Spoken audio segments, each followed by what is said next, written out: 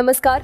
राज्यातील मराठा आंदोलनात आज अचानक मोठा ट्विस्ट पाहायला मिळालाय। सगळीकडे चर्चा सुरू आहे, कारण मराठा आंदोलनाचे प्रमुख नेते मनोज जरांगे पाटील यांनी आपला नियोजित राज्यव्यापी दौरा अचानक स्थगित करण्याचा निर्णय घेतलाय।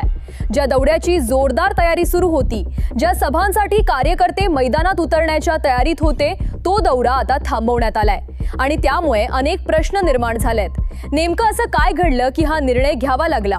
आंदोलनाची दिशा बदलणार आहे का की हा फक्त तात्पुरता ब्रेक आहे? पुढे जाण्याआधी एक विनंती करेन, तुम्हाला आमचे व्हिडिओ आवडत असतील पण अजून तुम्ही चॅनलला सबस्क्राइब केला नसेल तर चॅनलला लगेच सबस्क्राइब करून घ्या।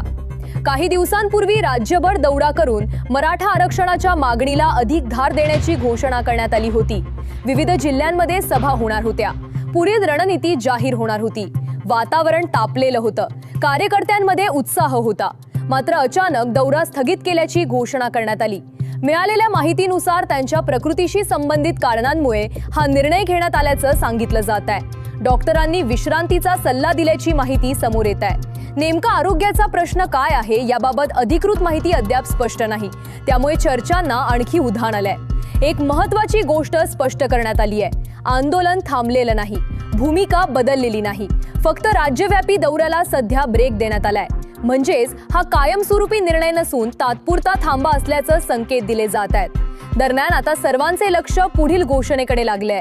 नवीन तारखा कधी जाहीर होतील, पुढील रणनीती काय असेल आणि आंदोलनाची पुढची पायरी काय असेल, हे येत्या काही दिवसात स्पष्ट होण्याची शक्यता आहे। सध्या मात्र अचानक स्थगित झालेल्या या दौऱ्यामुळे राज्याच्या राजकीय आणि सामाजिक वातावरणात हलचल निर्माण झाली आहे। परिस्थिती वेगाने बदलत आहे आणि प्रत्येक अपडेट महत्त्वाचा ठरत आहे।